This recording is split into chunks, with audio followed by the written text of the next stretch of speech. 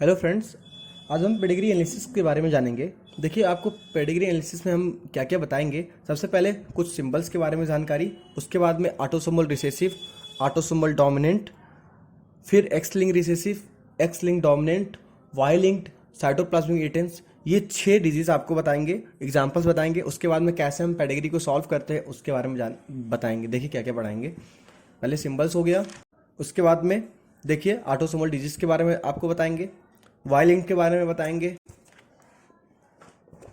फिर उसके बाद में हम एक्स लिंक के बारे में बताएंगे, साइटोप्लाज्मिक इंटेंस के बारे में बताएंगे, फिर हम स्टेप्स बताएंगे कि कैसे हम सॉल्व करते हैं ये सारे स्टेप्स। उसके बाद में हम 1 2 3 पूरे 11 क्वेश्चंस लेंगे, जिसमें से 2 क्वेश्चंस एनसीईआरटी की रहेगी, और एनसीईआरटी में थोड़ा सा ट्रिक है, मतलब थोड़ा सा ट्विस्ट कह लीजिए, वो चीज़ हम बताएंगे कि उसमें क्या कहना चाह रहा है। ठीक है, तो आइए स्टार्ट करते हैं पेडिग्री एनालिसिस। ठीक है, तो देखिए पेडिग्री एनालिसिस में सब जो पेडिग्री का चलिए तो देखिए पेडिग्री एनालिसिस में पेडिग्री का मतलब क्या है। पेडिग्री का मतलब होता है नॉर्मली फैमिली ट्री। ठीक है, पेडिग्री एनालिसिस का मतलब कि हम क्या करें, किसी भी फैमिली की ट्री बना ले, उसके पूरे एंसेस्टर को लेके, और हम उससे पता करें कि कोई उसको जो भी बच्चा हो रहा है या जो भी चाइल्ड होगा उसमें वो डिजीज होने की संभावना है कि नहीं, और अगर है तो उसको हम बता दें और उससे क्या करें, उसको बताए कि भैया तुम इस चीज़ से परहेज करो। ठीक है, तो इसीलिए हम पेडिग्री एनालिसिस करते हैं। ठीक है, तो पेडिग्री का मतलब नॉर्मली क्या होता है, फैमिली ट्री। ठीक है, अब इसमें कुछ सिंबल्स है जिसकी वजह से हम या जिसके थ्रू हम पेडिग्री एनालिसिस को समझ पाएंगे। तो देखिए, अगर सर्कल बना हुआ है तो नॉर्मल फीमेल है, स्क्वायर बना हुआ है तो नॉर्मल मेल है, सर्कल बना हुआ है लेकिन शेडेड है तो अफेक्टेड फीमेल है, स्क्वायर बना हुआ है शेडेड है तो अफेक्टेड मेल है, और अगर स्क्वायर बना हुआ है और आधा पार्ट शेडेड है, या सर्कल बना हुआ है और आधा पार्ट शेडेड है, तो इससे समझ में आता है कि ये हेट्रोजाइगस है, ये कैरियर है of autosomal recessive disease. For example, अगर मान लो कि कोई डिजीज है, ठीक है, और वो क्या है, ऑटोसोमल रिसेसिव है, तो उसमें क्या होगा, जीन्स जो होंगे वो ऑटोसोम्स में होगी, और मान लो ऑटोसोमल रिसेसिव तो कैपिटल है, कैपिटल है, कैपिटल है, स्मॉल है, स्मॉल है, स्मॉल है। ठीक है, तो ये अगर इसका मेल हो और या फीमेल हो तो ये इसका वो बनेगा जीनोटाइप। ठीक है, कैपिटल ए हो सकता है, कैपिटल स्मॉल हो सकता है, स्मॉल स्मॉल हो सकता है। तो अगर आप कैपिटल स्मॉल ए की बात करें तो इसमें जो स्मॉल है ना, इसको शो करने के लिए इस तरह करते हैं कि ये क्या है, हेट्रोजाइगस या कैरियर है इसका ऑटोसोमल रिसेसिव डिजीज का। समझ में आया। अब आगे बात करें, अगर सर्कल बना के एक डॉट लगा हुआ मतलब कि ये कैरियर फीमेल है of sex links recessive disease. फिर वही बात, अगर कोई फीमेल मान लो कोई जीन है, मान लो स्मॉल ए जीन है, वो एक्स लिंक्ड है, तो उसमें क्या होगा, फीमेल की क्या क्या पॉसिबिलिटी है, एक्स से हो सकता है, ठीक है, या एक्स कैपिटल ए हो सकता है, या एक्स कैपिटल ए स्मॉल ए हो सकता है। क्या ये पॉसिबिलिटी है फीमेल के लिए? तो अगर female capital A small A x link, यही तीनों पॉसिबिलिटी हो सकती है फीमेल के लिए। तो इसमें देखिए capital A small x link पे, तो एक्स से और एक्स स्मॉल है, तो इसमें देखिए जो एक्स से स्मॉल है ये क्या है, हेट्रोजाइगस है ना, ये अगर फीमेल रहेगी तो ये क्या है, heterozygous for x link disease. तो इस हेट्रोजाइगस को शो करने के लिए हम क्या लगाते हैं, डॉट। तो ये क्या है, कैरियर फीमेल है of x linked recessive disease. समझ में आएगी। अब देखिए, क्या ऐसा हो सकता है क्या कि हम एक स्क्वायर बना दें और उसमें एक डॉट लगा दें, मतलब कि मेल जो है वो एक्स लिंक लिए क्या है, हेट्रोजाइगस है। क्या ऐसा पॉसिबल है? नहीं। क्यों? क्योंकि देखो, मेल होगा तो वाई और वाई होगा, और जो हम बात कर रहे हैं वो एक्स लिंक डिजीज की बात कर रहे हैं, तो ये 2 हो सकता है, या फिर एक्स ए हो सकता है, या फिर एक्स स्मॉल ए हो सकता है। यही हो सकता है ना, इसको हम या फिर एक्स प्लस बोल दें, या फिर हम इसको लिख सकते हैं एक्स पॉजिटिव। ठीक है, तो ये हो सकता है या फिर ये हो सकता है। तो अगर स्मॉल ए आया और अगर ये एक्स लिंक्ड रिसेसिव डिजीज हुआ, तब भी ये डिजीज कॉज कर देगा, मतलब ये मेल क्या हो जाएगा, अफेक्टेड हो जाएगा, और ये मेल नॉर्मल रह जाएगा। तो कहाँ यहाँ पे पॉसिबिलिटी ये बनती है कि ये मेल जो है वो हेट्रोजाइगस हो सकता है? नहीं पॉसिबिलिटी बन सकती, सिर्फ फीमेल हेट्रोजाइगस हो सकती है और कैरियर हो सकती है। समझ में आया, एक्स लिंक्ड डिजीज में। ठीक, इसी वजह से ये वाला जो सीन है ये नहीं होता है। तो इसीलिए यहाँ पे अगर आपके पास दिमाग है और अगर आप इसको सोच लेते हैं कि यार ये अगर ऐसा तो ऐसा क्यों नहीं बताया गया, तो ये नहीं होगा। समझ में आया।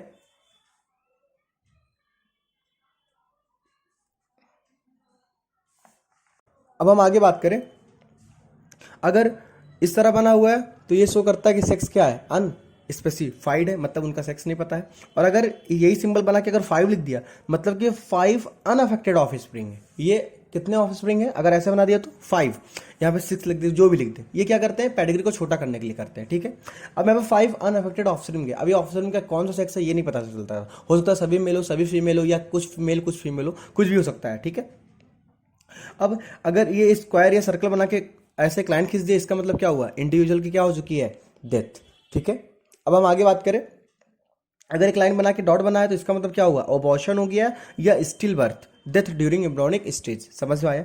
अगर स्क्वायर बना के एक लाइन खींच दिया गया और सर्कल बना दिया गया, मतलब क्या हो गया, मेल और फीमेल की क्या हो गई, शादी, मतलब मेटिंग या मैरिज। और अगर ये 2 लाइन खींच दे तो इसका मतलब नहीं 2 बार मैरिज हो गया, इसका मतलब ये हुआ कि ये जो मेल और फीमेल है ना, ये बहुत ही क्लोज रिलेटिव्स थे, जिनके बीच में यहाँ पे क्या हुई, मैरिज, जिनको हम बोलेंगे कॉन्सेंगुएंस मैरिज, मतलब मैरिज बिटवीन क्लोज रिलेटिव्स, समझ में आया। अब आगे बात करें, अगर 2 मेल अगर ऐसा बना हुआ है और बीच में भी लाइन है और ऊपर भी लाइन है, तो इससे समझ में आएगा कि मोनोजाइगोटिक ट्विंस है। और अगर 2 सर्कल और ऐसे कुछ बना हुआ है, ये भी अटैच है, तो इससे क्या, इसको भी क्या बोलेंगे, मोनोजाइगोटिक ट्विंस। हमें पता है मोनोजाइगोटिक ट्विंस में क्या होता है, एक ओवा होती है और एक स्पर्म होता है। तो एक ओवा एक स्पर्म जाके फ्यूज करती है, एक जाइगोट बनती है, और उस जाइगोट क्या होती है, सेपरेट होती है। तो इससे क्या होता है, मोनोजाइगोटिक ट्विंस क्या होते हैं, फॉर्म होते हैं। अब इनका दोनों सेक्स क्या रहेगा, सेम। तो यहाँ पे दोनों मेल है तो दोनों मेल रहेंगे, अगर फीमेल है तो फीमेल रहेंगे, ठीक है। अगर इसकी दूसरी कैटेगरी की बात करें, सेम बना हुआ, बस यहाँ पे लाइन नहीं है, देखो लाइन नहीं है, इसका मतलब क्या है, 2 मेल है, 2 फीमेल है, एक मेल है, एक फीमेल है, जिसे हम बोल रहे हैं डाइकोटिक ट्विंस या फ्रेटर्नल ट्विंस। इसका मतलब क्या है कि 2 अलग अलग ओवा, 2 अलग अलग स्पर्म जाके फ्यूज किए। अब कुछ भी पॉसिबिलिटी हो सकती है, हो सकता है ये इससे फ्यूज किया तो मेल बनाओ, ये भी फ्यूज किया हो तो फीमेल मेल ही बनाओ। इससे ये भी हो सकता है कि दोनों फ्यूज किया हो और क्या बनाओ, फीमेल बनाओ। ये हो सकता है कि ये दोनों आपस में क्या हो, मेल या फीमेल हो। तो ये क्या है, डाइजाइगोटिक ट्विंस, मतलब 2 जाइगोट उनका बना, ठीक है। यहाँ पे क्या था, एक ही ओवा मिल के एक जाइगोट बना, उसमें क्या हो, सेपरेशन हो गया, जिसकी वजह से क्या हुआ, 2 अलग अलग बन गए। तो ये क्या होंगे, मोनोजाइगोटिक ट्विंस, और ये क्या होंगे, डाइजाइगोटिक ट्विंस या फ्रेटर्नल ट्विंस, समझ में आया। तो ये बात थी पेडिग्री एनालिसिस की। अब आप बात करते हैं डिजीज की। अब देखिए, सबसे पहले हम बात करते हैं ऑटोसोमल डिजीज।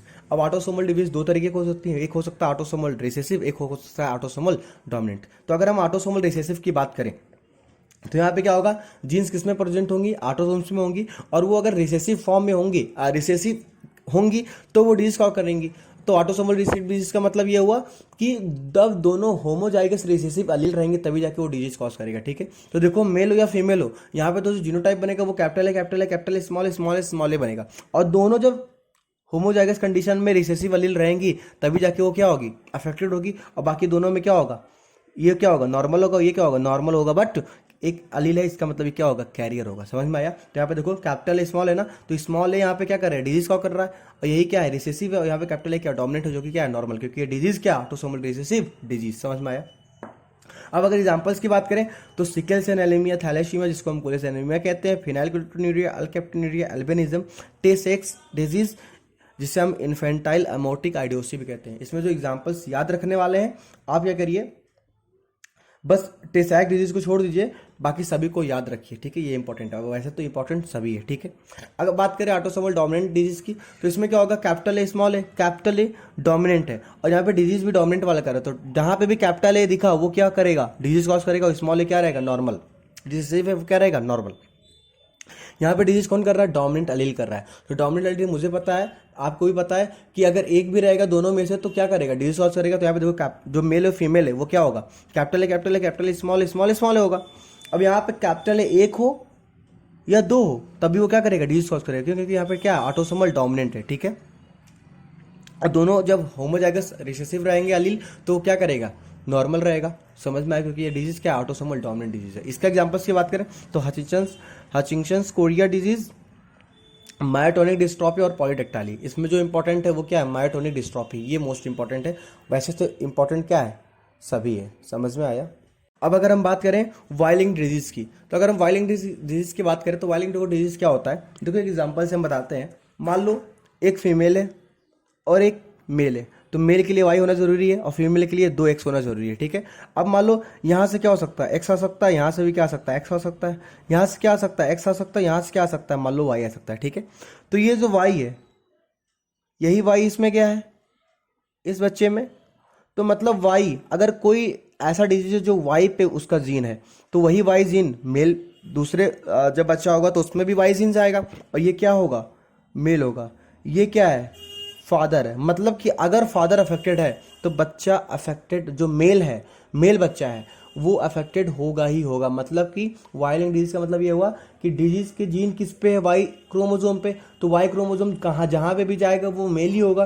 तो अगर फादर वाई-लिंक्ड डिजीज है, वाई-लिंक्ड डिजीज है, वाई-लिंक्ड डिजीज उसके पास है, तो बच्चा जो होगा उसका सन जो होगा, सिर्फ सन, वो क्या होगा, पक्का है कि वो क्या होगा, अफेक्टेड होगा। तो if father affected then all son should be affected, ठीक है। देखो यहाँ पे क्या हुआ, मेल फीमेल है, इनकी क्या हुई, शादी हुई, मेल यहाँ पे देखो अफेक्टेड है, तो इनके 3 बच्चे हुए, इस पे दोनों बच्चे क्या अफेक्टेड है। फिर इस अफेक्टेड मेल का किसी वाइफ से शादी हुआ, इस अफेक्टेड मेल का किसी से शादी हुआ, तो इसके भी जो बच्चे हैं देखो, सन जितने भी हैं वो क्या हुए, अफेक्टेड है। मतलब कि फादर अगर अफेक्टेड है, फादर अगर अफेक्टेड है तो देखो इसके सन जो है अफेक्टेड है। अगर ये फादर बना और ये अगर अफेक्टेड है तो इसके सन भी क्या अफेक्टेड है। अगर ये फादर है, इसका सन जो बना तो ये सन भी क्या अफेक्टेड है। मतलब कि अगर फादर अफेक्टेड है तो सन अफेक्टेड होगा। ये किसकी बात कर रहा है, वायलेंट के डिजीज वाले की। क्यों, क्योंकि हमें पता है कि वायलेंट डिजीज में जो जीन है अगर वाई पे है तो वाई जहाँ पे भी जाएगा वो जीन ही लेकर जाएगा, मतलब वो बीमारी तो पक्का ही करेगा, ठीक है। तो if father affected then all son should be affected. समझ में आया। अब अगर हम बात करें एक्स लिंक डिजीज की, तो ये एक्स लिंक डिजीज भी 2 होंगी। एक्स लिंक रिसेसिव हो सकती है, एक्स लिंक डोमिनेंट। अब एक्स लिंक रिसेसिव को हम एक्सआर लिखेंगे, एक्स लिंक डोमिनेंट को हम एक्सडी लिखेंगे, तो ये आप याद रखिएगा। ऐसा ही ऑटोसोमल रिसेसिव को एआर लिखेंगे और ऑटोसोमल डोमिनेंट को एडी लिखेंगे, ठीक है। तो देखो एक्स लिंक रिसेसिव का मतलब क्या है, अगर कोई जीन एक्स पे लिंक्ड है, ठीक, और वो रिसेसिव फॉर्म में है, तब जाके वो डिजीज कॉज करेगी। तो देखो अगर फीमेल की बात करो, अगर मेल की बात करो, तो क्या क्या जीनोटाइप हो सकता है। तो फीमेल क्या हो सकती है, एक्स एक्स। अब यहाँ पे देखो एक्स प्लस लिखा है ना, तो हमें पता है कि ये क्या तरीका है डोमिनेंट को शो करने का। तो एक्स प्लस हो सकता है। देखो यहाँ पे एक्स प्लस को हम डोमिनेंट शो किया और एक्स ए को क्या किया, रिसेसिव, जो कि डिजीज कॉज करेगा यहाँ पे, ठीक है।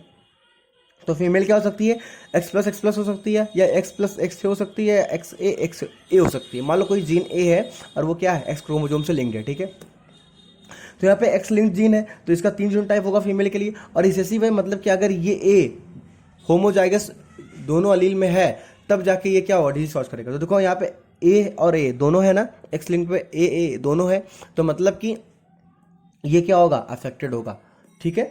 अब x प्लस एक्स स्मॉल ए है, तो यहाँ पे देखो x स्मॉल है लेकिन x प्लस ये डोमिनेंट है, तो इसका चलेगा। तो मतलब यहाँ पे क्या हुआ, ये शो नहीं कर पाएगा, लेकिन ये मतलब नॉर्मल तो रहेगा, लेकिन ये क्या रहेगा, कैरियर रहेगा। और यहाँ पे x प्लस ये क्या होगा, नॉर्मल, ठीक है। अगर मेल की बात करें तो मेल में हमें पता है मेल के लिए वाई होना जरूरी है। और यहाँ पे जो बन सकता है जीनोटाइप वो क्या हो सकता है, एक्स प्लस आ सकता है एक बार एक्स ए आ सकता है किसी भी फीमेल से।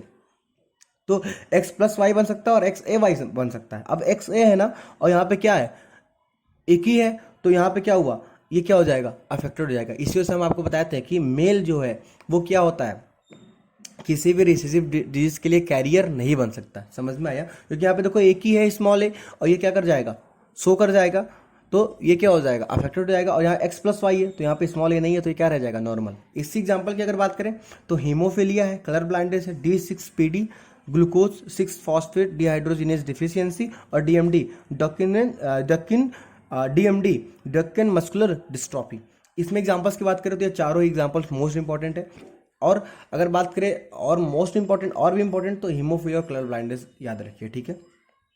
अब अगर बात करें एक्स लिंक्ड डोमिनेंट की, मतलब कि अगर एक्स लिंक्ड डिजीज है और वो डोमिनेंट फॉर्म में है, तो देखो एक्स प्लस है तो डोमिनेंट है, और अगर एक्स प्लस ही डोमिनेंट डिजीज की बात करें तो यहाँ पे क्या आएगी, ये डिजीज हो जाएगी, डिजीज कर देगा एक्स प्लस वाला। और एक्स क्या है, रिसेसिव फॉर्म में, तो यहाँ फीमेल में फिर वही बनेगा एक्स प्लस एक्स से, ठीक है। अब यहाँ पे देखो एक्स लिंक्ड है ना, तो जहां कहीं भी एक भी एक्स हो तो क्या हो जाएगा, डिजीज होकर जाएगा। तो यहाँ पे देखो एक्स प्लस एक है ना, तो ये क्या हो जाएगा, अफेक्ट हो जाएगा। और एक्स प्लस यहाँ तो 2 है, तो यहाँ पे भी क्या हो जाएगा, अफेक्ट, क्योंकि ये क्या है, डोमिनेंट डिजीज है। और यहाँ पे दोनों जो स्मॉल रहेगा वो क्या ही रहेगा, वो क्या रह जाएगा, नॉर्मल। समझ में आया। अब हम आगे बात करें तो मेल की, अगर हम मेल की बात करें तो एक्स प्लस वाई बन सकता है या एक्स ए वाई बन सकता है। हमें पता है एक्स लिंक्ड वाला क्या कर रिड्यूस कर रहा है, तो एक्स प्लस वाला क्या हो जाएगा अफेक्टेड, और एक्स ए वाला क्या रह जाएगा नॉर्मल। और इसमें अगर एग्जांपल्स की बात करें तो सूडो रिकेट्स, जिसको हम बोलते हैं विटामिन डी रेजिस्टेंट रिकेट्स, मतलब यहाँ पे विटामिन डी की वजह से डिजीज नहीं होता, उसके रेजिस्टेंस की वजह से डिजीज नहीं होता। और दूसरा एग्जाम्पल है डिफेक्टिव इनेमल ऑफ टीथ, ठीक है। ये दोनों ही एग्जाम्पल्स इंपॉर्टेंट है, समझ में आया। अब अगर बात करें आगे तो साइटोप्लाज्मिक इंटेंस या मैटरनल इंटेंस, ये क्या होता है, इसमें क्या होता है कि हमें पता है एक ओवा और एक स्पर्म रहता है, और जब दोनों फ्यूज करता है तो जो साइटोप्लाज्म तो किसका आता है, फीमेल का आता है। तो अगर कोई डिजीज है साइटोप्लाज्मिक इंटेंस वाली डिजीज है या मैटरनल, जिसको हम मैटरनल इंटेंस भी कहते हैं, तो अगर साइटोप्लाज्मिक इंटेंस वाली डिजीज है तो अगर मदर में कोई दिक्कत है तो हमें पता है कि पूरा पूरा साइटोप्लाज्म क्या होगा, वो मेल या कोई भी बच्चा होगा, मेल हो या फीमेल हो, सभी चाइल्ड में जो उसका साइटोप्लाज्म होता है वो फीमेल से ही मिलता है। और फीमेल में ही अगर उसके साइटोप्लाज्म में कोई डिजीज है तो वो क्या होगा, साइटोप्लाज्म का मान लो माइटोकॉन्ड्रिया क्लोरोप्लास्ट या किसी में वो डिजीज है तो क्या होगा, जाएगा उसके संग में, ठीक है, क्योंकि साइटोप्लाज्म जो होता है वो किससे मिलता है, मदर से ही मिलता है। तो अगर इसका मतलब ये हुआ कि अगर मदर अफेक्टेड है तो पक्का कि जितने भी बच्चे होंगे सभी क्या होंगे, अफेक्टेड होंगे, वो शायद सन हो या फिर डॉटर हो। क्यों, क्योंकि दोनों को ही साइटोप्लाज्म कहाँ से मिला, मदर से, और मदर के साइटोप्लाज्म में जो जीन है माइटोकॉन्ड्रिया या क्लोरोप्लास्ट में वो क्या है, अफेक्टेड है। तो बच्चा जो भी होगा, सन हो या डॉटर हो, दोनों क्या होंगे, अफेक्टेड होंगे, समझ में आया। तो if mother affected then all offspring should be affected. अगर यही बात करें फादर की तो फादर अफेक्टेड हो कोई दिक्कत नहीं है, उनकी कोई भी बच्चे अफेक्टेड नहीं होंगे, क्योंकि फादर से तो क्या आता है, सिर्फ उसका न्यूक्लियस पार्ट आता है, बाकी कुछ नहीं आता। इसी वजह से देखो यहाँ पे क्या हुआ, दोनों लोग की शादी हुई, मदर क्या अफेक्टेड है, मदर अफेक्टेड है तो सभी बच्चे क्या देखो अफेक्टेड है। यहाँ पे देखो मदर अफेक्टेड है तो सभी बच्चे क्या है, अफेक्टेड है। लेकिन देखो फादर अफेक्टेड है लेकिन कोई भी बच्चा अफेक्टेड नहीं है। ये क्या हुआ, साइटोप्लाज्मिक इंटेंस या मैटरनल इंटेंस। मैटरनल इंटेंस या साइटोप्लाज्मिक इंटेंस में क्या है, मैटरनल इंटेंस या साइटोप्लाज्मिक इंटेंस में क्या है, अगर मदर अफेक्टेड है तो सभी बच्चे अफेक्टेड होंगे। और अगर हम वायलेंट की बात करें तो अगर फादर अफेक्टेड है तो उनके जो सन होंगे वो क्या होंगे, अफेक्टेड होंगे, समझ में आया। अब आगे बात करें, अब देखिए हम क्या क्या पढ़े, autosomal dominant, autosomal recessive, x linked dominant, x linked recessive, cytoplasmic या मैटरनल और वाइलिंग। 6 डिजीज हमने पढ़ा, 2 2 4 और 1 1, 6 डिजीज पढ़ा। और उस 6 डिजीज के बेसिस पर जो एग्जाम्पल्स है वो हमने पढ़े। अब अगर हमें पेडिग्री दी हो और क्वेश्चन सॉल्व करो तो हम किस तरह करेंगे, उसके लिए कुछ नहीं करना आपको, बस कुछ स्टेप्स लिखवा रहे हैं, वो स्टेप्स आप याद रखिए। रटना नहीं है, क्वेश्चन के साथ साथ वो याद होगा। अगर रटने की कोशिश करेंगे बिना क्वेश्चन प्रैक्टिस किए तो कभी याद नहीं होगा, और अगर आप क्वेश्चन प्रैक्टिस करेंगे तो पक्का है वो याद हो जाएगा और आपको पता भी नहीं चलेगा कि कैसे वो याद हो गया, ठीक है। तो आप वो स्टेप्स को एक बार देख लीजिए, उसके बाद में हम क्वेश्चन पे अप्लाई करेंगे तो अपने आप वो स्टेप्स याद हो जाएगा आपको। बहुत ही सिंपल तरीके से हम बता रहे हैं, प्लीज इस बात को मानिए, ठीक। स्टेप 1, अगर both parents are normal and any one child affected then AD and XD do not possible. देखो इसका मतलब क्या है, मान लो ये पेडिग्री है, ठीक है, ये मेल है ये फीमेल है, दोनों का शादी हुई और बच्चे इसमें देखे तो 2 बच्चे अफेक्टेड है, एक नॉन अफेक्टेड है और मेल फीमेल नॉन अफेक्टेड है, ठीक है।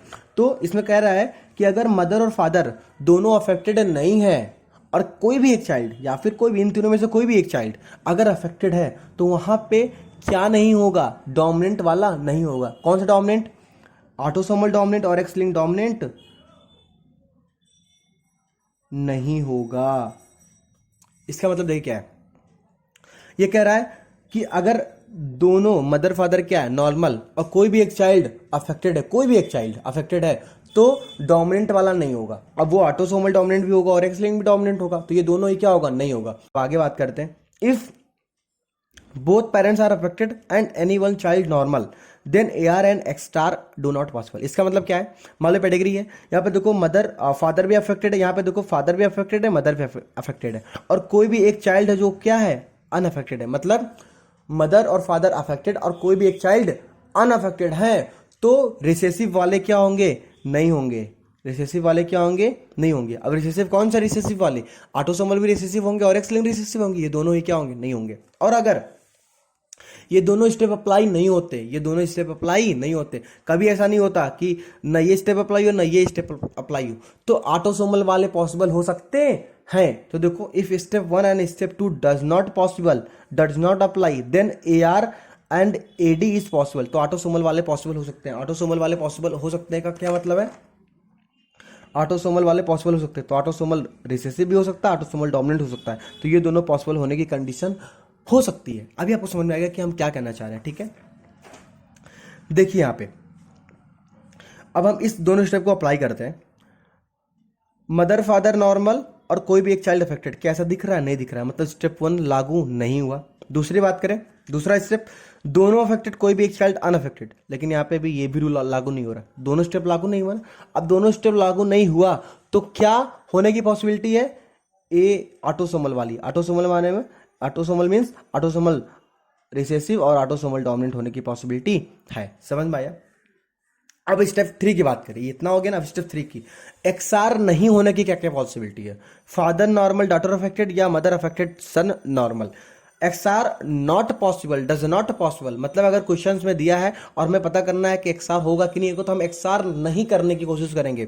तो अगर फादर नॉर्मल और डॉटर अफेक्टेड है तो एक्सआर नहीं होगा, या फिर अगर ये ना दिखे और ये दिख जाए मदर अफेक्टेड है लेकिन सन नॉर्मल है, तब भी एक्सआर पॉसिबल नहीं होगा। फॉर एग्जाम्पल अगर क्वेश्चन की बात यहाँ पे देखिए, ये दोनों अप्लाई करिए। फादर नॉर्मल डॉटर अफेक्टेड, हाँ दिख रहा है, फादर नॉर्मल डॉटर अफेक्टेड दिख रहा है, मतलब ये एक्सआर नहीं होगा, ठीक है। या दूसरा मदर अफेक्टेड सन नॉर्मल, तो देखो मदर अफेक्टेड सन नॉर्मल, मतलब एक्सआर नहीं होगा। या फिर ये मिल जाए या फिर ये मिल जाए या फिर दोनों मिल जाए, कोई मतलब नहीं है, बस कोई एक इसमें से मिलना चाहिए, तो एक्सआर नहीं होगा। समझ में आया? तो अब यहां पे क्या है, अगर स्टेप 3 अप्लाई नहीं होता है तब एक्सआर पॉसिबल है। अगर हमें ये स्टेप नहीं देखने को मिलता है, मतलब कि एक्सआर पॉसिबल होने की कंडीशन, तो मतलब कि एक्सआर पॉसिबल होने की कंडीशन है। समझ में आया? अब हम आगे बात करते हैं step 4, XD does not possible. XD ना होने की पॉसिबिलिटी क्या क्या है? पहला है फादर अफेक्टेड डॉटर नॉर्मल, और दूसरा ये भी देख सकते हैं कि मदर नॉर्मल सन अफेक्टेड। देखिए क्या कहना चाह रहे हैं, यहां पे लागू करते हैं। फादर अफेक्टेड डॉटर नॉर्मल, तो एक्सडी नहीं होगा।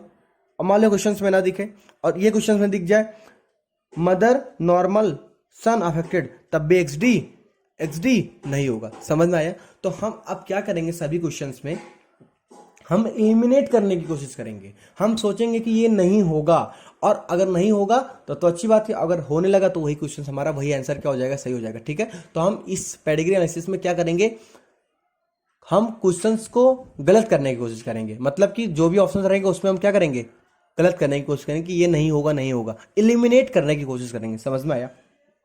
तो स्टेप 4 में आप क्या लिखा है, if step 4 does not apply then XD possible. अगर हमें ये कंडीशंस नहीं मिलती, मतलब एक्सडी होने की कंडीशन है। अब देखो हम क्या करना चाहते हैं, इसको हम एक शॉर्ट में लिख रहे हैं, ठीक है।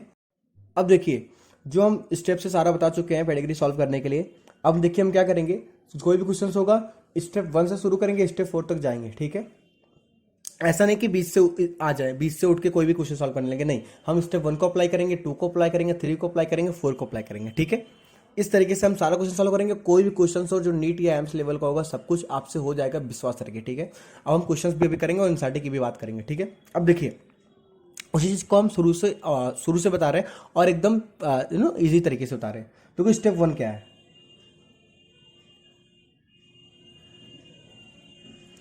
देखो स्टेप 1 क्या कर रहा है, क्या कह रहा है, हम क्वेश्चन में क्या करेंगे, एलिमिनेट करने की कोशिश करेंगे, ठीक है। तो देखो स्टेप 1 क्या कह रहा है, अगर दोनों पेरेंट्स क्या है, नॉर्मल है, दोनों पेरेंट्स नॉर्मल और any one child is affected, दोनों parents normal, any one child is affected, तो क्या नहीं होगा, तो क्या नहीं होगा, तो क्या नहीं होगा, तो क्या नहीं होगा, हम बोलेंगे डोमिनेंट वाले, डोमिनेंट वाले नहीं होंगे। अब डोमिनेंट वाले कौन कौन से हैं, ऑटोसोमल डोमिनेंट होता है और एक्स लिंक्ड डोमिनेंट होता है। समझ में आया? तो स्टेप 1 क्या है, दोनों parents normal, any one child is affected, सिर्फ एक चाइल्ड अफेक्टेड हो तब भी चल जाएगा। 2 की बात करें,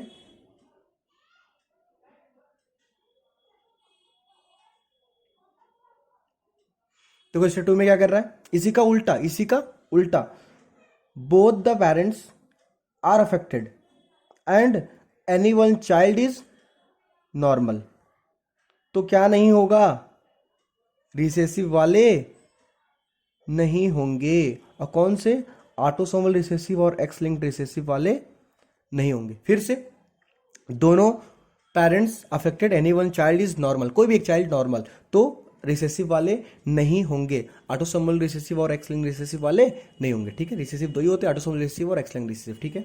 अब देखो, अगर ये दोनों स्टेप अप्लाई नहीं हो रहा है तो क्या क्या होने की पॉसिबिलिटी है, तो ऑटोसोमल वाले हो सकते हैं। तो ऑटोसोमल कौन कौन से, ऑटोसोमल रिसेसिव और ऑटोसोमल डोमिनेंट होने की पॉसिबिलिटी है। मतलब हमारा क्वेश्चन ऑटोसोमल रिसेसिव और ऑटोसोमल डोमिनेंट हो सकता है।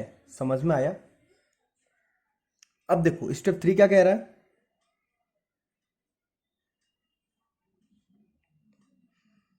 स्टेप 3 देखो क्या कह रहा है, देखो स्टेप 3 देखो क्या कह रहा है। Father normal, daughter affected, father normal daughter affected, या mother affected son normal, mother affected son normal. अगर ये लग गया तो क्या नहीं होगा, एक्स आर नहीं होगा। समझ में आया। और अगर अप्लाई नहीं हुआ, अगर अगर अप्लाई नहीं हुआ मतलब स्टेप 3 अप्लाई नहीं हुआ तो एक्स आर हो सकता है। अब फिर आते हैं स्टेप 4 के ऊपर।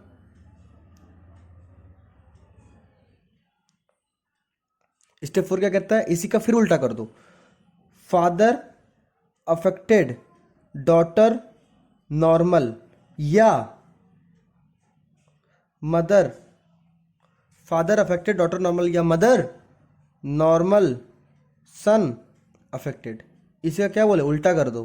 तो क्या नहीं होगा, एक्स डी नहीं होगा। और अगर स्टेप 4 अप्लाई नहीं हुआ तो एक्स डी हो सकता है। समझ में आया। तो देखो क्या क्या स्टेप है। स्टेप 1, अगर बोथ पेरेंट्स और नॉर्मल और कोई भी एक चाइल्ड क्या है अफेक्टेड है तो डोमिनेंट वाले को खत्म कर दो, मतलब ऑटोसोमल डोमिनेंट और एक्स लिंक्ड डोमिनेंट नहीं होगा।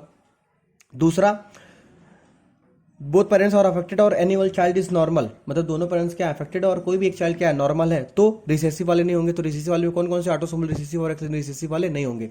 और अगर स्टेप 1 और स्टेप 2 अप्लाई नहीं होता है, अगर स्टेप 1 और स्टेप 2 अगर स्टेप 1 और स्टेप 2 अप्लाई नहीं होता है, तो अगर स्टेप 1 और स्टेप 2 अप्लाई नहीं होता है तो हम क्या कह सकते हैं कि ऑटोसोमल वाले हो सकते हैं। और ऑटोसोमल क्या हो सकता है, रिसेसिव या ऑटोसोमल डोमिनेंट वाले हो सकते हैं जब ये दोनों स्टेप अप्लाई ना हो, ठीक है। स्टेप 3 क्या है, एक्सआर ना होने की कंडीशन, फादर क्या नॉर्मल डॉटर अफेक्टेड या मदर अफेक्टेड सन नॉर्मल, ठीक है। अगर अप्लाई हो गया तो एक्सआर नहीं होगा और नहीं अप्लाई हुआ तो एक्सआर हो सकता है। Step 4, father affected daughter normal या मदर नॉर्मल सन अफेक्टेड, तो एक्सडी पॉसिबल नहीं होगा। और अगर लागू नहीं होगा फोर्थ वाला तो एक्सडी हो सकता है। तो देखो ये सिंपल सा है, इसको आप ध्यान रखिए, ठीक है। अब हम आते हैं क्वेश्चंस पे, फिर ये सेम प्रोसेस स्टार्ट करेंगे, सेम तरीके से चलेंगे, ठीक है। देखिए क्वेश्चन जो है पहला, given pedigree show the inheritance of, ये जो पेडिग्री है क्या शो कर रहा है, A R A D X R X T, autosomal recessive, autosomal dominant, X link dominant या एक्स लिंक रिसेसिव। ये ऑप्शंस क्या रहेंगे, सेम रहेंगे, बस आपको पेडिग्री देखना पड़ेगा, ठीक है। तो हम फिर वही बात कर रहे हैं, फिर वही बात कर रहे हैं। हम सबसे पहले क्या होंगे, स्टेप 1 से शुरू करेंगे, फिर स्टेप 2, फिर स्टेप 3 और फिर स्टेप 4, ऐसे ही चलेंगे, ठीक है।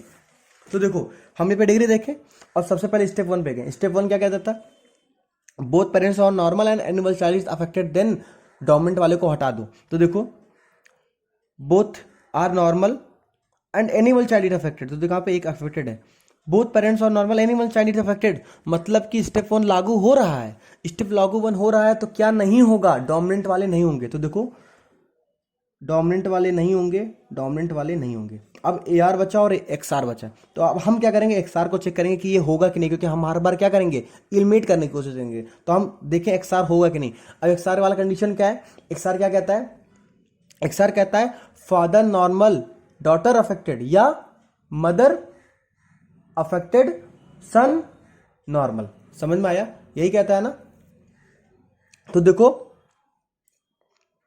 इस वाले में पहला क्या है, फादर नॉर्मल या सन फादर नॉर्मल या डॉटर अफेक्टेड, तो देखो फादर क्या है नॉर्मल है, डॉटर क्या अफेक्टेड है, तो ये तो लग गया, मतलब कि एक्सआर भी नहीं होगा, क्योंकि ये क्या हो लग गया, फादर नॉर्मल डॉटर अफेक्टेड लग गया, मतलब एक्सआर नहीं होगा, तो आंसर क्या होगा AR होगा।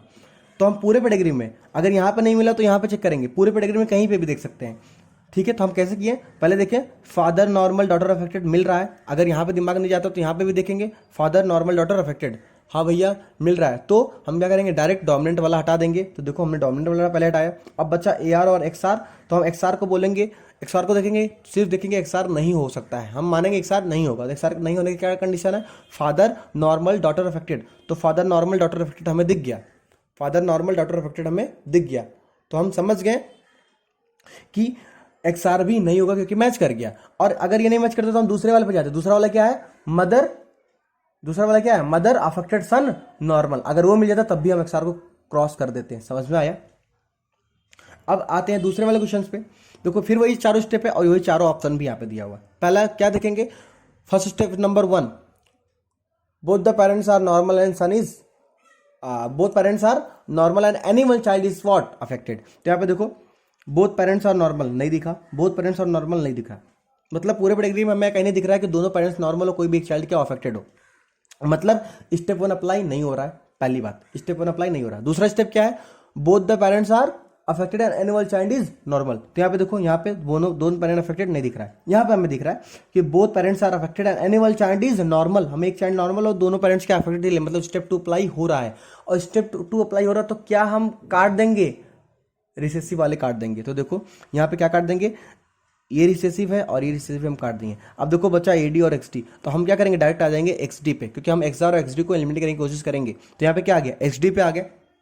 अब हम देखेंगे XD मालूम नहीं हो रहा, XD ना होने की कंडीशन क्या है, फादर अफेक्टेड डॉटर नॉर्मल या मदर नॉर्मल सन अफेक्टेड, क्या ये XD की कंडीशन है, अगर ये लागू हो गया तो XD नहीं होगा। तो देखो कहीं फादर अफेक्टेड डॉटर नॉर्मल दिख रहा है, देखो यहाँ पे क्या है फादर अफेक्टेड है और डॉटर क्या है नॉर्मल है, दिख गया, फादर अफेक्टेड डॉटर नॉर्मल दिख गया, मतलब XD भी नहीं होगा, तो इसका आंसर क्या होगा AD होगा, क्योंकि तीनों क्रॉस हो गया। क्या बात समझ में आया। तो हमें तो यहाँ पे दिख गया क्या है फादर अफेक्टेड है और डॉटर क्या है नॉर्मल है। अगर ये नहीं मिलता हमें तो हम क्या खोजते हैं मदर नॉर्मल सन अफेक्टेड, तो हम देखें मदर नॉर्मल सन अफेक्टेड, तो यहाँ पे देखो दिख रहा है मदर नॉर्मल है और सन क्या अफेक्टेड है, इससे भी प्रूफ हो रहा है मतलब कि यहाँ पे XD वाला नहीं होगा। तो कौन सा बचा AD, समझ में आया। इस तरह देखेंगे स्टेप 1 से लेकर स्टेप 4। तो हम क्या कर रहे हैं क्वेश्चन में, स्टेप 1 अप्लाई कर रहे हैं, स्टेप 2 अप्लाई कर रहे हैं। अगर स्टेप 1 अप्लाई हो जाता है तो डोमिनेंट वाले को खिसका दे रहे हैं, स्टेप 2 वाला अप्लाई हो जा रहा है तो रिसेसिव को हटा दे रहे हैं। और अगर दोनों नहीं अप्लाई हो रहा है तो हम मानते हैं ऑटोसोमल वाला हो सकता है, ऑटोसोमल डोमिनेंट ऑटोसोमल रिसेसिव, और XR XD को अलग से देख लेते हैं होगा कि नहीं होगा, समझ में आया। अब आते हैं तीसरे वाले क्वेश्चन पे, फिर वही step number 1, both parents are normal and anyone child is affected. तो यहाँ पे देखो both parents are normal, both parents are normal, both parents are normal, हमें कहीं नहीं दिख रहा है, मतलब कि पहला स्टेप लागू नहीं हो रहा है। दूसरा both parents are affected and any one child is normal, तो both parents are affected, both parents are affected, हमें कहीं नहीं दिख रहा है, मतलब स्टेप 1 स्टेप 2 अप्लाई नहीं हो रहा है। तो क्या हो सकता है, ऑटोसोमल वाले हो सकते हैं, तो ऑटोसोमल रिसेसिव और ऑटोसोमल डोमिनेंट वाले हो सकते हैं। अब हम क्या करेंगे XR XD को अलग से चेक करेंगे। तो स्टेप 3 में क्या है XR आता है, तो XR क्या कहता है, XR कहता है कि फादर नॉर्मल डॉटर अफेक्टेड या मदर अफेक्टेड नॉर्मल हो, तो XR नहीं होगा। तो यहाँ पे देखो हम कहीं देखें क्या कहता है father normal and daughter affected, तो यहाँ पे देखो कहीं दिख रहा है father normal daughter affected, father normal daughter affected हमें दिख गया, फादर नॉर्मल डॉटर अफेक्टेड हमें दिख गया, तो मतलब XR नहीं होगा। अगर ये नहीं दिखता तो हम किस में जाते हैं, दूसरे वाले पे। दूसरा वाला क्या कहता है mother affected son normal, mother affected and son normal, तो हमें देखो वहां कहीं दिख रहा है क्या, वैसे ही देख लेते हैं। हाँ मदर अफेक्टेड सन नॉर्मल हमें दिख रहा है, तब भी XR नहीं होगा, तो हमारा तो पहले वाले से ही हो गया, तो हमें दूसरे जाने की जरूरत नहीं है। अब देखिए XD होगा कि नहीं, तो XD के लिए क्या कहता है, XD ना होने की कंडीशन क्या है, फादर अफेक्टेड डॉटर नॉर्मल या मदर नॉर्मल सन अफेक्टेड। तो देखें father affected and daughter normal, father affected daughter normal, father affected daughter normal हमें दिख गया, फादर अफेक्टेड डॉटर नॉर्मल हमें दिख गया, मतलब XD वाला भी नहीं होगा, XD वाला भी नहीं होगा। अगर इन दिखता तो हम दूसरा वाला भी जाते हैं। दूसरा वाला क्या कहता है मदर नॉर्मल सन अफेक्टेड, तो देखो मदर नॉर्मल सन अफेक्टेड नहीं दिख रहा है, मदर नॉर्मल सन अफेक्टेड हमें नहीं दिख रहा है, लेकिन हमें पहला वाला मैच कर गया ना, और पहला वाला मैच कर गया तो मतलब कि XD वाला भी नहीं होगा। तो यहाँ पे देखो कौन सा सही है, यहाँ पे दोनों सही है, AR भी सही है AD भी सही है। तो क्वेश्चंस पे AR AD देगा तो बहुत चला जाएगा, तो कोई एक को देता है, AR देगा या फिर AD देगा आंसर के लिए, समझ में आया। अब आते हैं चौथे क्वेश्चन पे। तो हम हर बार क्या कर रहे हैं, स्टेप 1 लागू कर रहे हैं, स्टेप 2 लागू कर रहे हैं। अगर दोनों लागू हो जाता है तो डोमिनेंट वाला हटा देंगे, रिसेसिव वाला हटा देंगे, और अगर दोनों लागू नहीं होते तो हम कहते हैं ऑटोसोमल वाला हो सकता है। ऑटोसोमल वाला क्या, ऑटोसोमल डोमिनेंट या ऑटोसोमल रिसेसिव हो सकता है, और एक्सआर और एक्सडी हम अलग से चेक कर ले रहे हैं। समझ में आया कि होगा कि नहीं होगा। अब देखो चौथा क्वेश्चन, फिर वही चारों स्टेप और वही चारों ऑप्शन।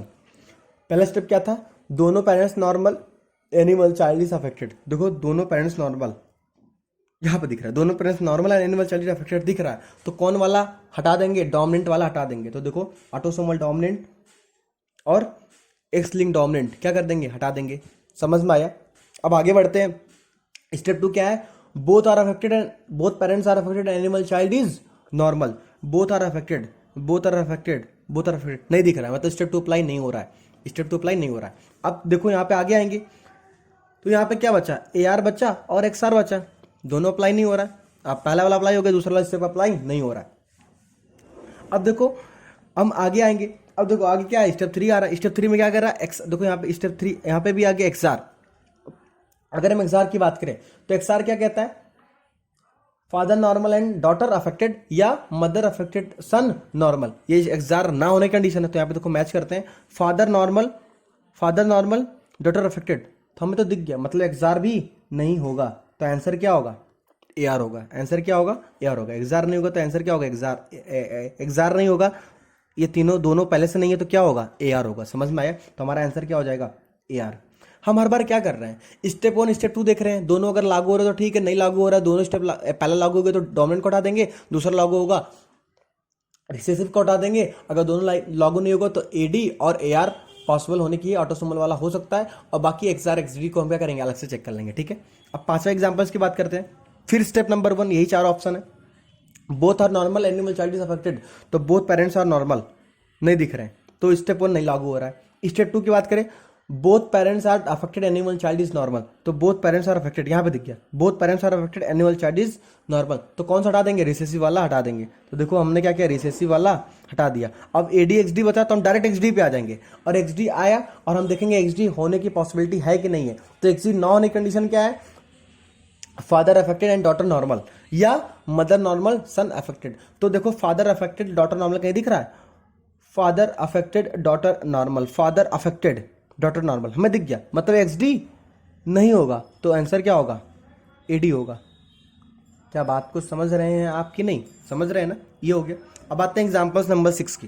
तो हम देखो इसमें क्या किए, जो मैच किया डोमिनेंट को, जो मैच किया तो क्या हमने किया, डोमिनेंट वाले को हटा दिए, उसके बाद में ए आर बचा और एक्स आर बचा, तो हम क्या किए, एक्स आर को अलग से चेक कर लिए और ए डी हमारा आंसर हो गया। समझ में आया। फिर 6 एग्जाम्पल की बात करें, फिर step number 1, both parents are normal animal child is affected, both parents are normal नहीं दिख रहा, एनिमल चाइल्ड इज अफेक्टेड नहीं दिख रहा है, both parents are normal animal child affected हमें नहीं दिख रहा है, मतलब क्योंकि यहाँ पे दोनों क्या है, अफेक्टेड, दोनों नॉर्मल नहीं है। दूसरा स्टेप फिर आ जाते हैं, both parents are affected animal child is normal, both are affected नहीं दिख रहा है, मतलब स्टेप 1 स्टेप 2 दोनों अप्लाई नहीं हुआ।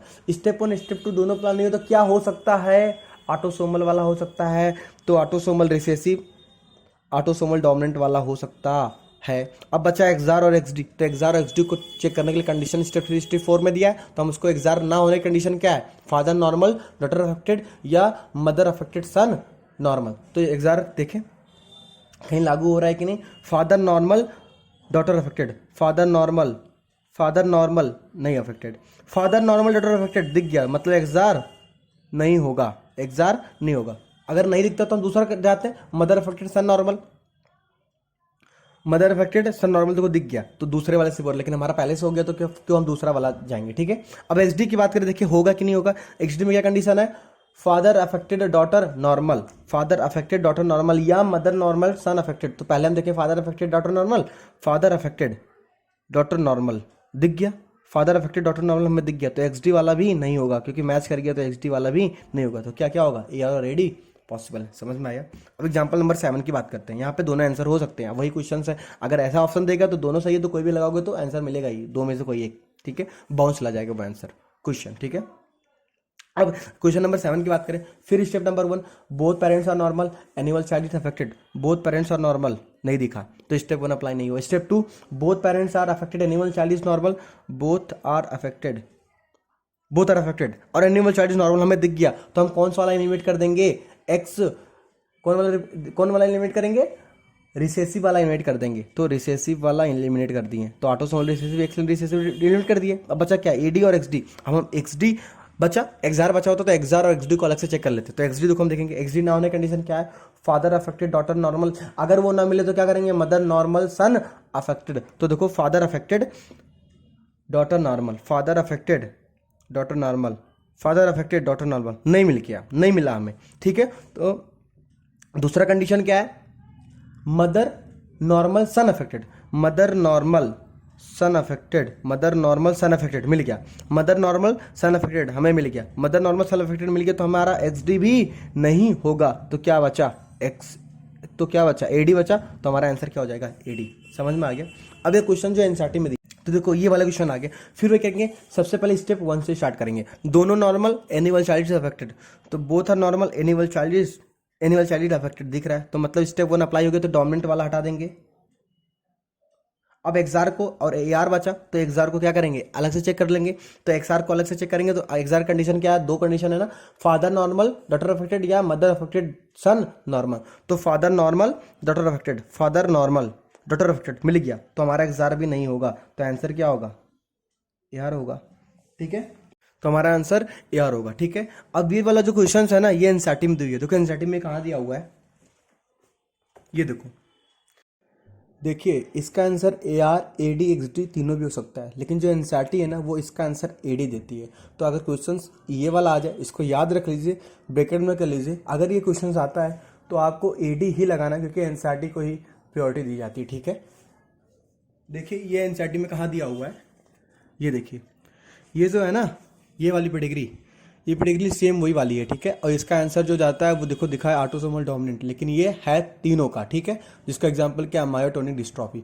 तो ये बात आप याद रखिए, ठीक है। तो ये हो गई हमारी एनसीईआरटी की बात। बस एनसीईआरटी में यही 2 पेडिग्री दी है, दोनों हमने बता दिया। तो अकॉर्डिंग टू एनसीईआरटी क्या जाएगा? एडी, लेकिन आंसर क्या है? तीनों, ठीक है। लेकिन आप याद रखिएगा 80, ठीक है। अब देखिए क्वेश्चन नंबर 10 की बात करें, तो सेम वही step 1, step 2, step 3, step 4। Both parents are normal, animal child is affected, both parents are normal नहीं दिख रहा, मतलब स्टेप 1 नहीं लग रहा। तो कौन वाला हटा देंगे? डोमिनेंट वाला। तो देखो डोमिनेंट वाला हमने हटा दिया, तो एडी और एक्सडी हमने हटा दिया। अब क्या बचा? एआर और एक्सआर बचा। हम डायरेक्ट एक्सआर को चेक कर लें। एक्सआर क्या कहता है? Father normal, daughter affected, father normal, father normal, daughter affected दिख गया। तो एक्सआर भी नहीं होगा, तो क्या बचा? एआर बचा। तो इसका आंसर क्या हो जाएगा? एआर हो जाएगा, ठीक है।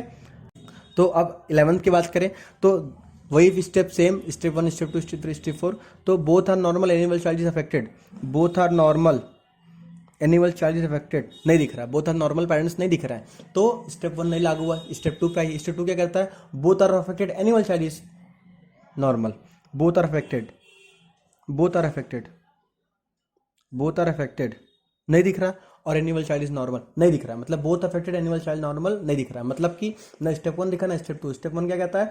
Both parents are normal, animal child is affected. Step 2 both are affected, animal child is normal. हमें दोनों स्टेप नहीं लिखा, दोनों स्टेप लागू नहीं हुए, तो क्या पॉसिबल हो सकता है? ऑटोसोमल वाला। तो ऑटोसोमल रिसेसिव और ऑटोसोमल डोमिनेंट हो सकता है। अब हमें क्या चेक करना होगा? एक्सआर और एक्सडी चेक करना होगा। एक्सआर और एक्सडी, एक्सआर क्या कहता है? Father normal, daughter affected, father normal, father normal नहीं दिख रहा है, पहला नहीं बच के, तो दूसरा भी है ना, और करके दिया था। क्या फादर नॉर्मल और डॉटर अफेक्टेड नहीं हुआ? तो mother affected, son normal, mother affected, son normal, mother affected, mother affected, son normal नहीं दिख रहा है, मतलब कि एक्सआर होने की कंडीशन है। क्यों? क्योंकि स्टेप जो 3 है, एक्सआर वाली कंडीशन वो मैच नहीं कर रही है, तो एक्सआर हो सकती है, ठीक है, क्योंकि हम एलिमिनेशन पे ध्यान देते हैं। अब बात करें एक्सडी, एक्सडी क्या कहता है?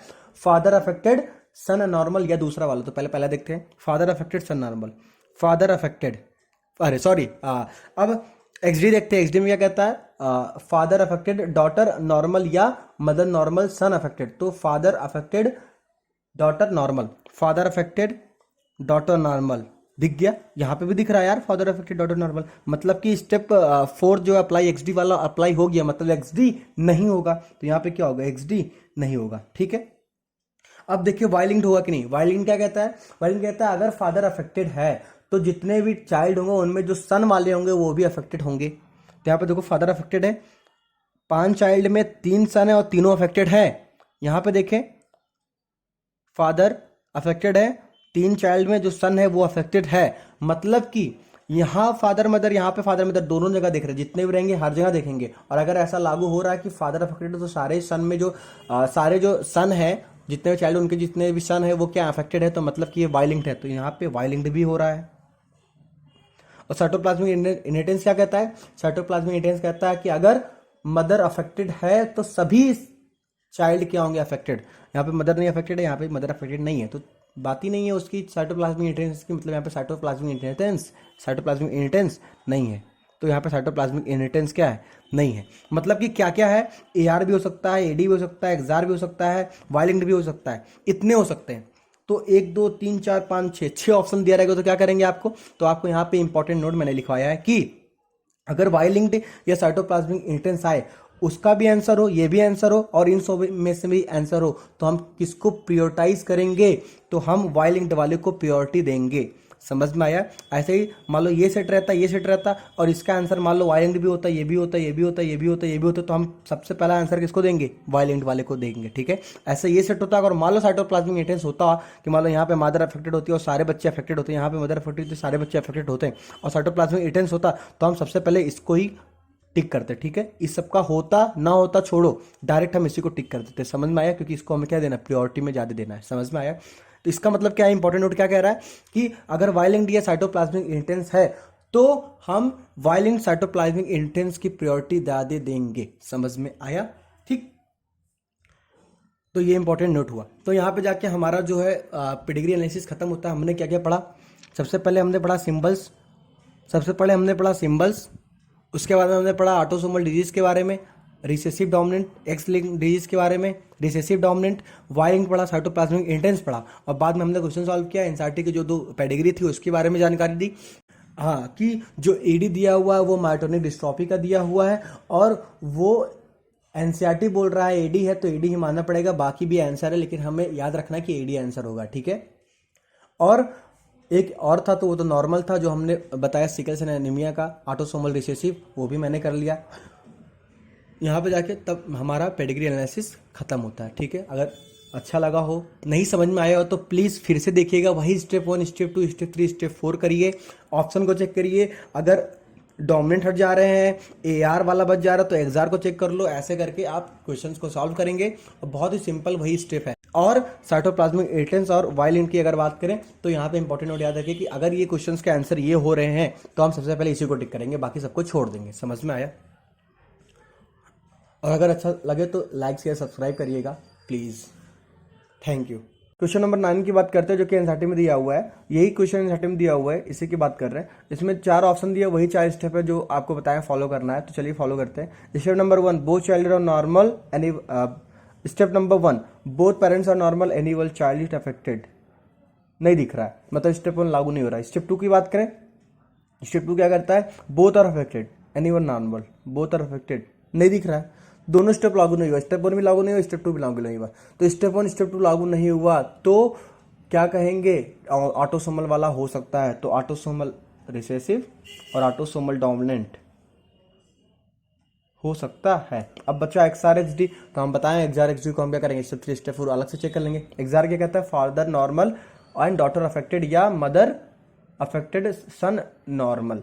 तो पहले देखें, father normal daughter affected, father normal daughter affected दिख गया, तो मतलब कि XR नहीं होगा। XD की बात करें तो XD क्या कहता है? Father affected daughter normal, father affected नहीं दिखा, फादर अफेक्टेड डॉटर नॉर्मल नहीं दिखा।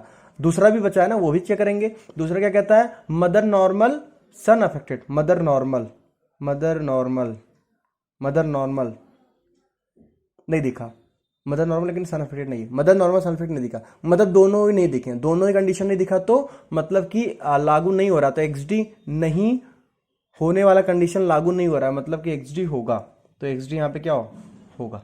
तो देखो यहाँ पे AR भी होगा, AD भी होगा, XD भी होगा। अब यही जो क्वेश्चन है ना, देखो ये एनसीईआरटी में ये दिया हुआ है। यहाँ पे जो ये वाला क्वेश्चन है ना, ये वाला क्वेश्चन दिख रहा है ना, ये वाला, यही क्वेश्चन ये है। ठीक है, सेम पेडिग्री यहाँ पे बना हुआ है। ये क्वेश्चन तो एनसीईआरटी बोल रहा है कि एडी होगा, लेकिन हमारे हिसाब से एआर भी आ रहा है, एडी भी आ रहा है, एक्सडी भी आ रहा है। तो इसका आंसर वाकई ये तीनों है, तीनों डिजीज के लिए ये पेडिग्री सही हो रही है। लेकिन एनसीईआरटी इसको एडी बोल रहा है, तो आप ध्यान रखेंगे कि अगर ये पेडिग्री दी जाती है और अगर ये सही होते हैं तो एडी वाला आपको टिक करना है, क्योंकि हमें पता है कि लास्ट में एनसीईआरटी मानी जाती है, तो एडी वाला टिक करना है। ठीक है, तो आप ये इसको बॉक्स में 1 कर लीजिए और याद रखिएगा कि अगर ये क्वेश्चन आएगा तो एडी वाला ही रहेगा। और इसमें याद रखने की भी जरूरत नहीं है, अगर आपको कोई भी क्वेश्चन लगता है जो 3 ऑप्शन आते हैं, 3 ऑप्शन सही है, एडी, एआर, एक्सडी सब भी सही है, तो आप क्या करिए, एडी वाले को टिक कर दीजिए। हो सकता है यही वाला हो, और नहीं भी है तब भी बाउंस चला जाएगा क्वेश्चन। समझ में आया? और जो ये वाला है एआर की अगर बात करें, तो एआर वाला जो क्वेश्चन है ना, वो देखिए आपको इधर दिया हुआ है, ये वाला जो हमने किया, तो ये वाला जो है वो वाला क्वेश्चन है। ठीक है, तो ये हमने एनसीईआरटी को बता दिए। ठीक है।